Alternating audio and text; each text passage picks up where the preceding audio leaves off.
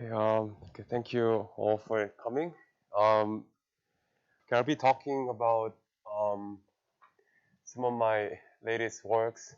This is actually my first work that I have started since I joined the group, which was 2 years ago.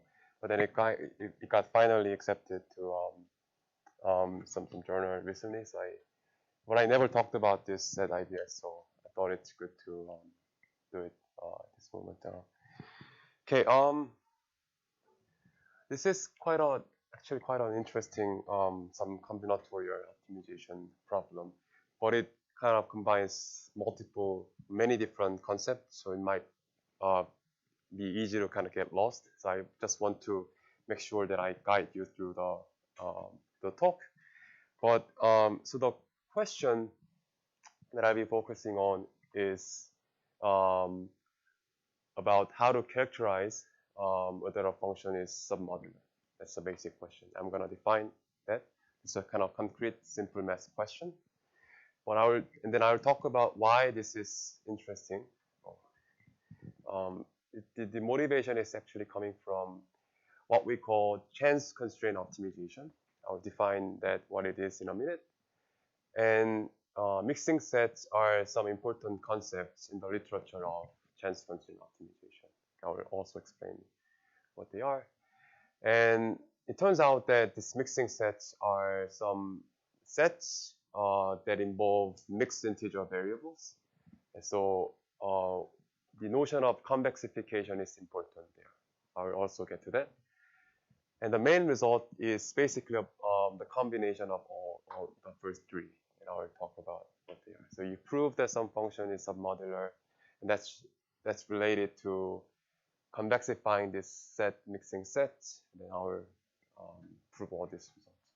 So these are basically the four main concepts. And I mean, they are nothing too special about them, but because there are many kind of different concepts that appear, it's get easy to get lost. So I just kind of want to make sure that I just point out these concepts throughout the talk so that you guys don't get lost. But feel free to ask any question if anything is not clear. Okay, so submodular function. So I have a set function over ground set V, and so that is for any given two subsets A, B of the ground set. If the summation of the function values for A and B is greater than or equal to the union value and the intersection value, then the function is called submodular. Now, I talked about set functions, but you can also think of an algebraic function over set of the binary variables as a set function.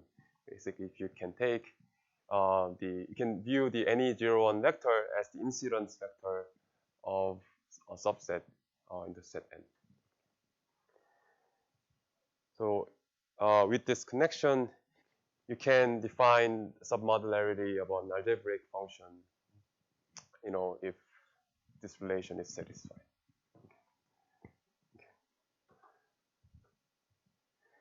But we'll use both notations, f of s and f of the algebraic definition, with some abuse of notation throughout the talk. Okay, examples. So I'm given n non-negative numbers, and my function f is defined as follows. That is, you take so gi's that are 1, then this function takes the maximum value of the weight wi, where the corresponding gi's are 1. Okay, so what it means is if you take a subset, then this function is nothing but the maximum value in the subset. Okay, and it's easy to see that this function is submodular. So basically, you take any subset A and B, and then compute the maximum. Why? Because you can say one of them is larger than the other, or greater than equal to the other. Then let's say A has the maximum element. The maximum element in A should be the maximum element in A union B. Now, can take the other one. That must be because B is a superset of A intersection B. If you sum these two relations, then you get the submodularity definition. Okay. Okay. So this is an easy observation. But now I take a non-negative matrix with many entries. So I define k submodular functions. So for each j, I define a similar submodular function similarly. I take wij's over different i's. Okay. By the same construction from the previous slide, we know that these functions are all submodular. Okay. Another easy remark: if you sum them up, the resulting function is also submodular. Okay. Okay. Now the question is the following: I'm given a positive epsilon.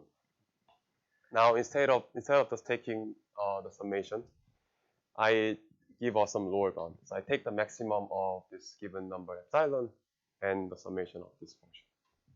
Okay, so this function is always as large as the value epsilon. For example, if you take the empty set, the G of empty set is the epsilon. Okay. So this is a kind of simple modification. So the question is this function submodular?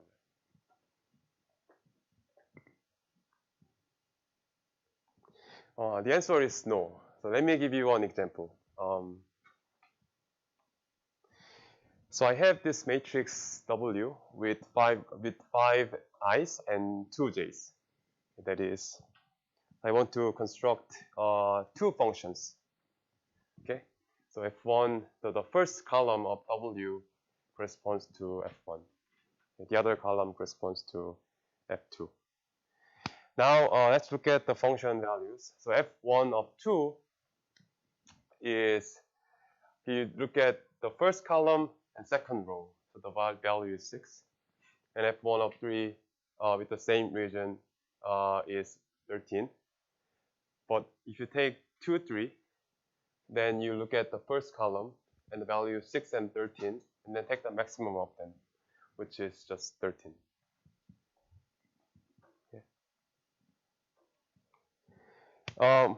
Similarly, F2, the values for F2 function are given as follows.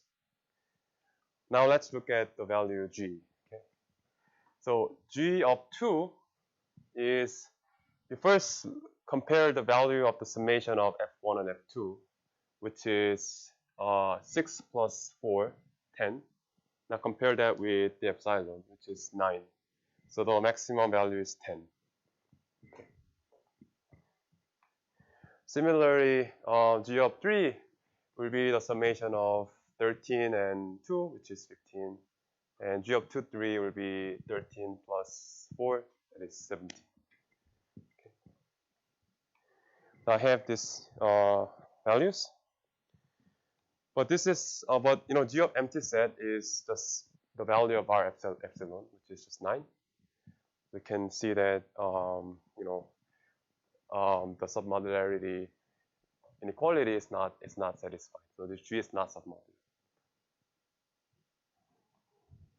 So then the question is, okay, so whether or not G is submodular depends on the value of the entries in W and the value of epsilon. So for example, when epsilon is 0, then G is equal to the summation of fj's. So that in that case, G is submodular. But here I have increased the epsilon value up to 9, in which case G was not submodular. So somehow, like whether the submodularity of G depends on W and E, epsilon, can we characterize submodularity conditions for G? That's the main question of today. Okay. Any questions so far? Okay. So why do we study this question? the motivation is quite actually long. So I'm interested in solving this problem that's called chance constraint optimization. So if you forget about this probability term, I have this linear function H transpose X, and I have the linear constraint AX greater than or equal to B, and this calligraphic X is another polyhedron. So if you forget about the probability term, this is nothing but a linear program. But the difference is that I have some random vector B. Okay. So my problem is to find a solution X satisfying the random constraint with probability at least 1 minus epsilon. And this epsilon is typically set to be like 0.05. I want my solution to satisfy this constraint with probability at least 95%. Okay. I mean, in practice, often this P is continuous distribution, but we assume that this the sample space is finite. But this can be very justified if you think about like sampling steps. So because the distribution is kind of weird, we allowed for sampling large amount of data, and then we replace the true distribution with the empirical distribution. And that is each sample has weight pi, and my empirical distribution is of this form. And then you can rewrite this chance constraint in this way. Okay. Again, I have started with a linear program with probabilistic constraint, and I have this finite sample space assumption. Then you obtain this equivalent reformulation of the problem. Okay. But the interesting thing is that that problem admits a deterministic equivalent formulation. The previous problem was a stochastic problem, but you can solve it using a deterministic problem. But you have to kind of introduce some more complexity to the problem. Basically, for each sample, which can be thought of as a scenario. So under a sample omega I, you introduce a binary variable to indicate whether that scenario is satisfied or not. I mean, whether your solution satisfies the constraints for that particular scenario or not. So gi equals 1 means that the constraint is satisfied, but gi equals 0 means that you allow for, for the case when the constraints are not satisfied. Okay, I have just, if you think of it, AX at least B omega I if gi equals 1. And this constraint guarantees that the probability of success is at least 1 minus epsilon.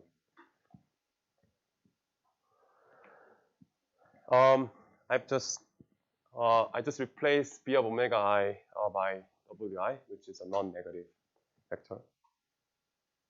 And then, by the way, the number of entries in Y is equal to the number of constraints in the system. So I have this. I can expand that out. So I have k constraints for each I. That's what I did. And then here, this is the summation of pi times gi. And I can complement the variable. And because summation of pi is 1, I obtain this inequality. And then this is often called a knapsack constraint in the literature.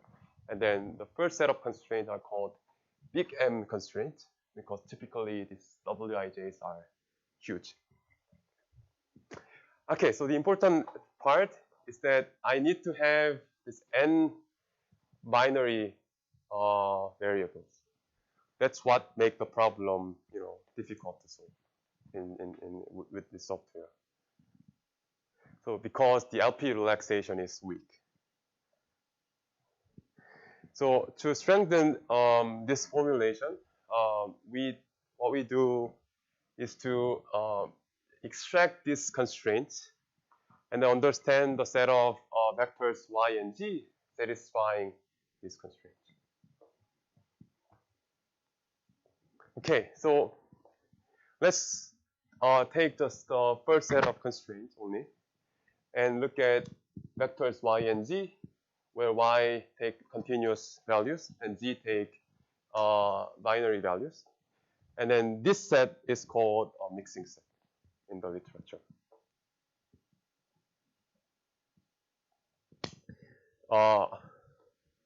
So now you have this constraint. For each I, you have k constraints. For each j, you have n constraints. And I aggregate these ones over all I. And you obtain the maximum of wij times gi. Okay. And then if you introduce this function fj, then you can replace this inequality this one. When we saw this function, right, at the beginning, we saw that that function was submodular. So this function show up in mixing sets. Any question? Okay, we are still in the motivation part actually. But we also know that XYZ, the feasible solution, satisfies the knapsack constraint. What we can do is we can use this information that G satisfies this constraint. So what we do is we take any linear function, C transpose Y, and then we optimize this linear function over solutions satisfying the constraint. Okay, so C transpose Y must be at least this value. This will be so whichever constant here. Okay. So any feasible solution must satisfy constraints of this form. C can be anything. You can plug in any C value. In particular, you can take unit vectors. Then you obtain quantile cuts of this form. So you have lower bounds on this separate independent variables. You can also take all ones vectors for C. Then you obtain this summation of yj's. Then you obtain some other lower bound. If you look at this value, so if you take the summation of these constraints, that will be like summation of yj's at least summation of lj's. So that's a trivial lower bound on yj's given this information. But if you optimize this function over the set directly, that must give you some better lower bound. So I have this epsilon, positive epsilon right here. Okay. So you can add these constraints to the set of big M constraints, and then this is called a mixing set with lower bounds. Okay. And in fact, after a linear transformation, you can assume that this lower bound L values are all 0. And you end up the first set of big M constraints and summation of yj's at least epsilon. Okay. But again, I can also obtain, so this epsilon is the first lower bound, and I can obtain the second lower bound from aggregating the first set of constraints. That will be summation of fj's. So I can replace this epsilon by g function, which takes the maximum value of epsilon and summation of fj's. Okay. Wait. So basically, you study the set defined by f functions, which we show that these are submodular. And then you also have the summation of yj's at least g function, which is of this form. Okay. You don't have to remember all the details that I have just explained. I was explaining them just to kind of motivate the question of why we want to study when G is submodular. Somehow, whether G is submodular is related to convexify this set. Because, can I have a picture of this? So this is all about, optimizing a linear function over the set of integers, okay, which is a non-convex set. And because this linear function is convex, an optimal, so optimal solution of linear function. Optimizing a linear function over the set of integer points is equivalent to optimizing the function over the convex hull of this integer point. Okay, this is the basic concept in integer programming. That's why we want to kind of characterize the convex hull of these integer points. Getting back to this set, some variables are continuous, but some other variables are integers. So somehow taking the convex hull of this set is important in optimizing over this set. Okay. If you don't follow that, it's fine. You can just kind of remember it. That's the kind of basic theory in integer programming. Any question? How much of this kind of formulation, new formulation, comes from the early work, or is this your formulation? Yeah, this particular set. So we were the first one who looked at this set the first time. I guess up to this part, I guess many people have looked at it, but they didn't find the submodularity. Connections. But anyways, I will get to that in a minute. Okay. Again, so we have defined these functions f and g, and then the question was, so these functions are always submodular, and then we were interested in when this function is submodular, and then this is somehow related to this mixing set. And then this set, I'll come back to this later, after solving the main question. Okay, so example. Okay, so if you take the fj functions only, the convex hull of this set has been identified. Basically, you add. By the way, when you take the convex hull of finite number of integer points, you can obtain the convex hull by adding just linear inequalities like this. Everything is linear. So to obtain the convex hull of this set, you can just add what we call mixing inequalities. So for example, the convex hull of this set is given by adding this set of inequalities. This has some special forms. One is each inequality has just one single continuous variable. So there's no aggregation of y1 and y2. But also, if you sum up the coefficients, 6 plus 7 is 13. 13, 8 plus 5, 13, 2, 6, 5, 13. And the 13 was the maximum coefficient here. And that's the same here. 1, 1, 2, 4, 4, 4, 4, and the 4 was the maximum coefficient. What I'm saying is that, there are some structures in terms of, when, for mixing inequalities, although I haven't defined what they are. Okay. But now, I'm going to add this lower bound with while epsilon being 7.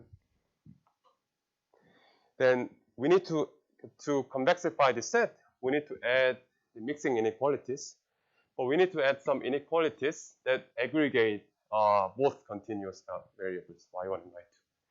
But there are some structures too. If you sum up the coefficients, 1, 1, 8, 10, 2, 8, 10, there are some, structure that we actually understand. And then we name them as aggregated mixing inequalities. So by the way, just to kind of emphasize our contributions, mixing inequalities were known, but these ones were not known before. Anyways, up to this point, we have a fairly good understanding about the convex hull structure.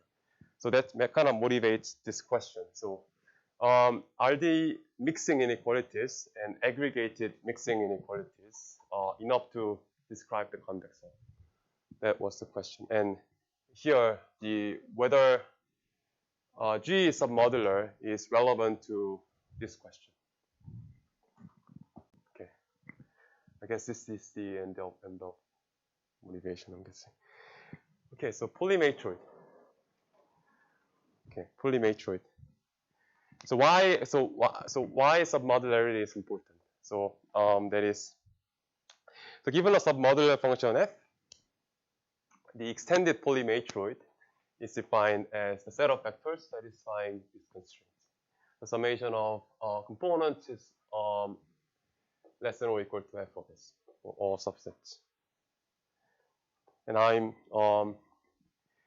and if you look at the epigraph, because submodular function takes binary variables, so y is at least f of g. This is kind of similar to mixing set structures.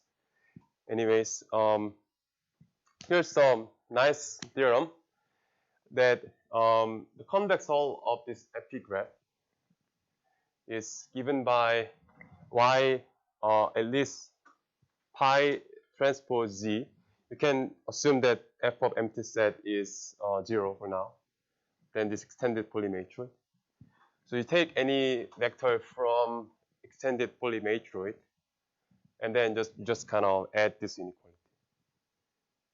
Okay.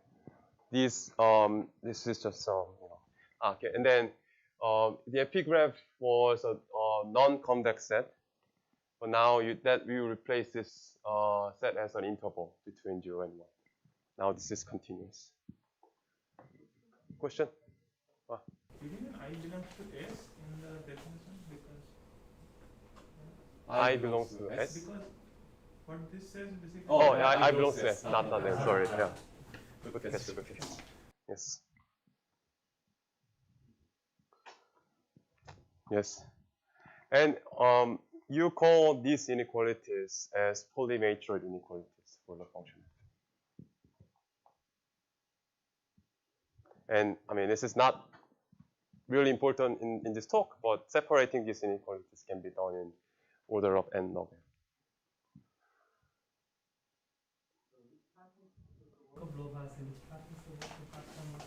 So I guess Lovaas, I mean, okay, so these people proved this result, but then they kind of realized that a part of Lovaas' work actually implies this result. I guess like Lovaas didn't really say this result in explicitly, but this can be easily derived from his work.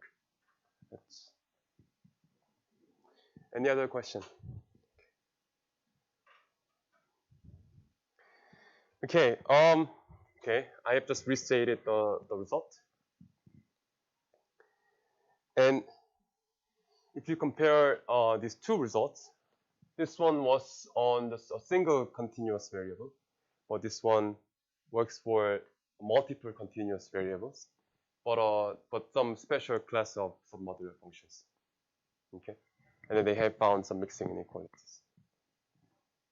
Okay, so these two are kind of orthogonal results.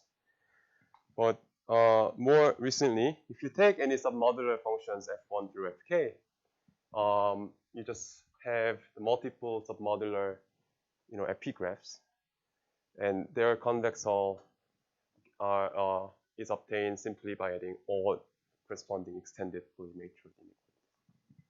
Okay, so this result generalizes the first two results. Okay, good. But if you remember our set, so even if our function g is submodular, we have a complicating constraint of this form. So previously, continuous variables were independent. Okay, they were separate.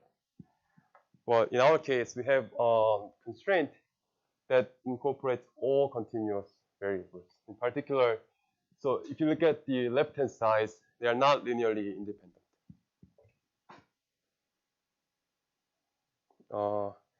But we have introduced the notion of weakly independence, weak independence. You don't have to remember this, but we found that the constraints are actually weakly independent. And we proved that if we are given weakly independent system and the functions are submodular, then the convex hull of this set, the same result is true, as long as the system is weakly independent. And we can apply this result to our system if the function g is submodular. That's what we need to argue. Okay. So this is why we kind of get to work on characterizing the submodularity of the function g. That will answer.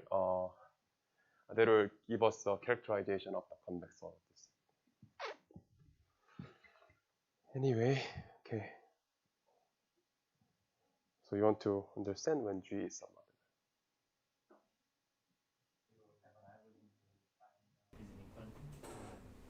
Yeah, so separation of this inequality can be done in order of n log n.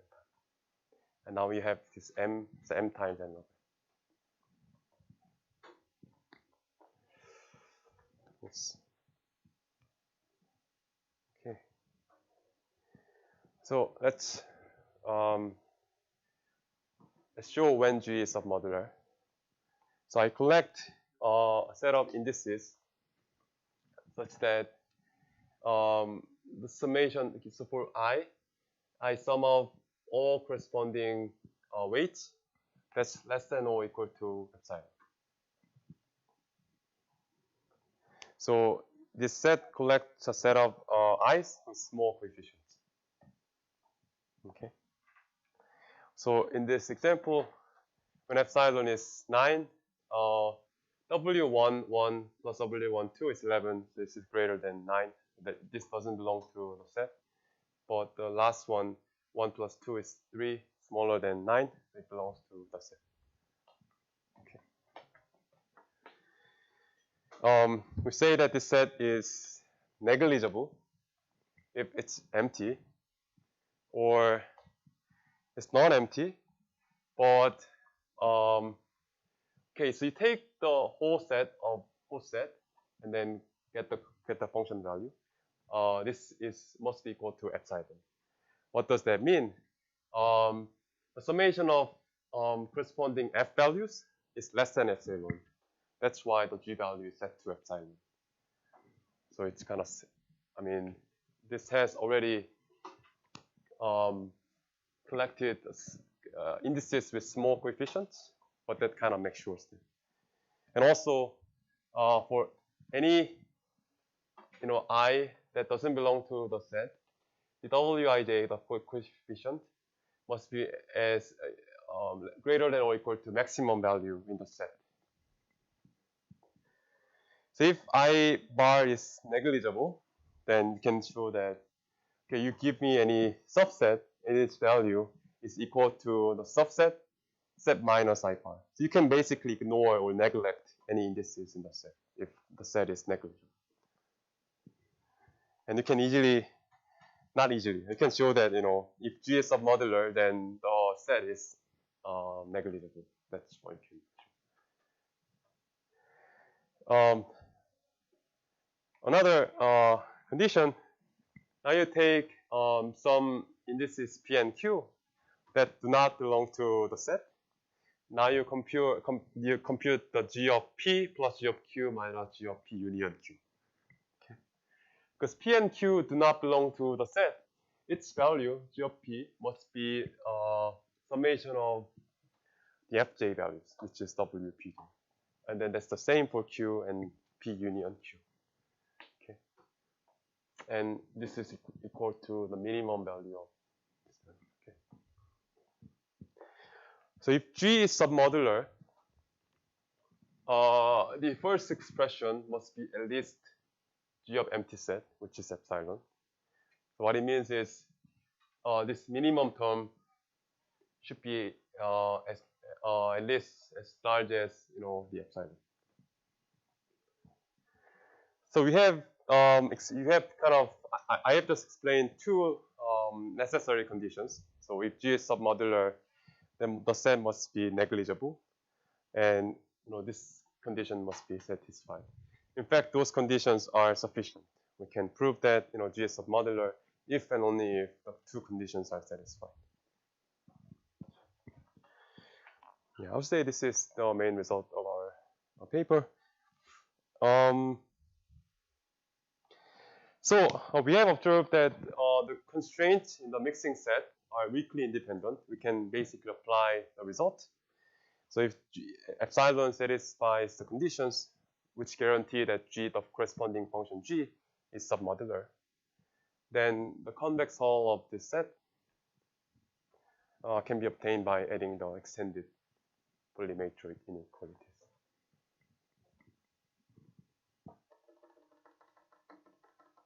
Okay. But in fact, the converse is also true. Yeah. So the convex hull of this set. So what I want to prove the converse, what I need to show is that if some condition here is not satisfied, I want to say that, you know, these inequalities are not enough, okay, to show the converse.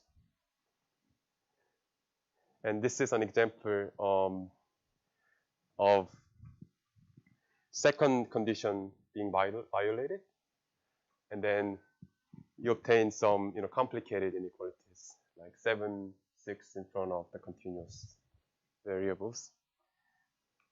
And the next example shows the first condition being violated, and then you still kind of obtain inequalities with complicated structures.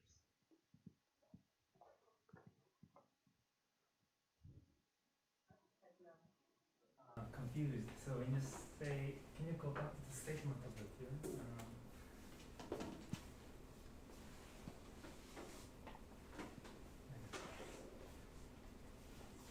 So when you say the converse is also true, do you mean that the whenever the convex hull is obtained by adding these polynomial inequalities, and this must be satisfied? Not just you have a counterexample. I mean, yeah, I just kind of I gave you some examples, but yeah, we have a formal proof. Yes. Any other question? This is almost the end of the talks, I guess. We have plenty of time.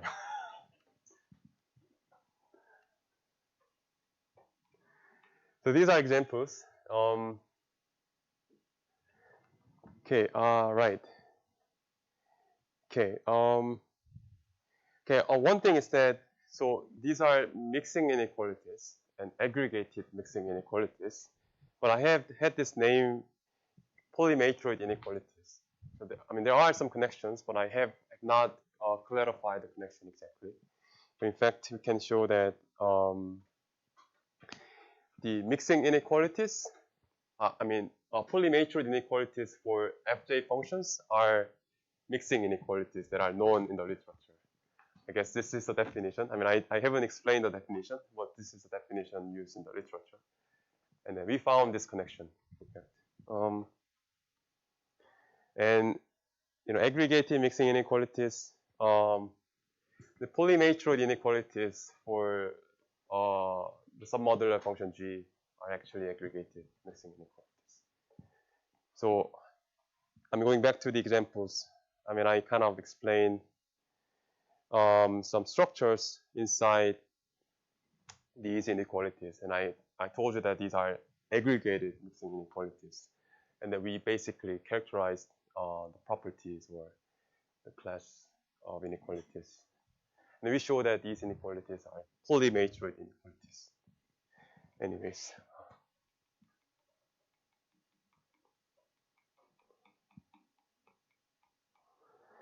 So this is the main result.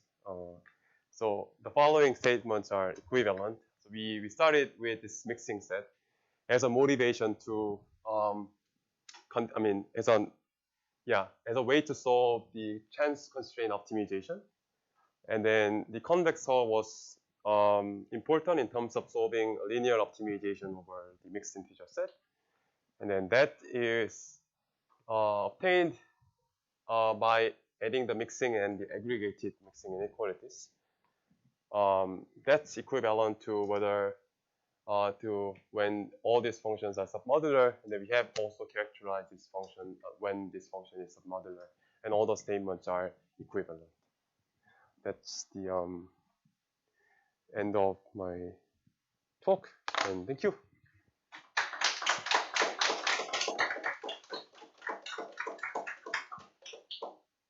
Any questions?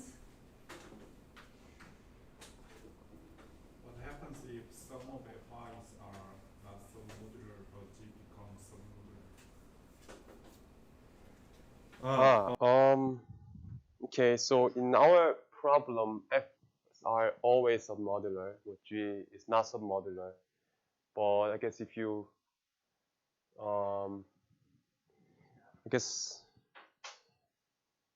if you are interested in this set with different functions F and G,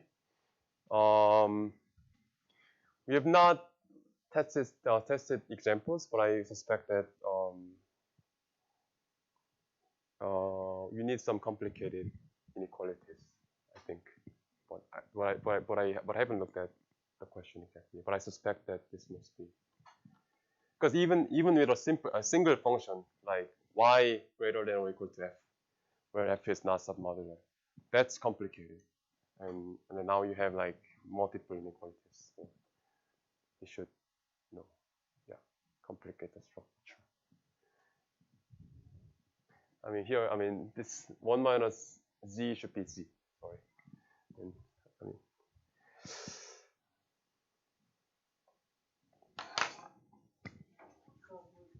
Equations, you don't have like equation whether you want it to be, you want to have this extended submodular formula. Extended polymatroid, yeah. So initially you motivate these problems for these inequalities for this joint chance. Yes. This problem. I forgot the name.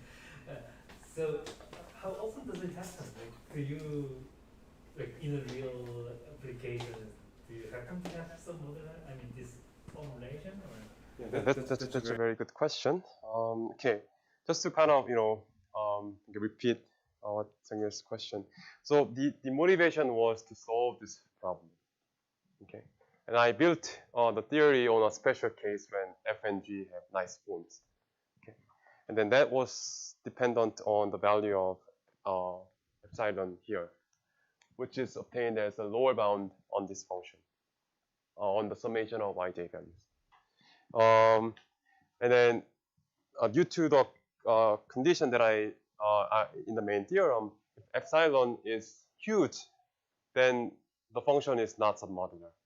But we can compute the maximum value of epsilon such that the corresponding g function is submodular in polynomial time. So in practice, all you do is, even if this epsilon is huge, you can reduce the value so that you can kind of, maybe like epsilon prime is smaller than this epsilon. So you get a kind of a worse lower bound. But you can still generate the corresponding inequalities with a worse lower. But the worst lower bound can be computed in polynomial time. Or you can also, to obtain this epsilon, you need to solve this optimization problem, which is sometimes hard because you have this mixed integer variables. You can also approximately solve this problem to obtain a kind of worst lower bound, and then that's fine. I mean, what I'm saying is working with a worst lower bound is sometimes kind of easier for our problem because you can kind of replace this hard computational part with a simple one.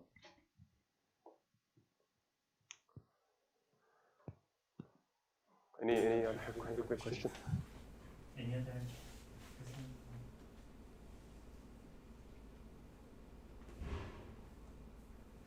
If not, let's thank the speaker.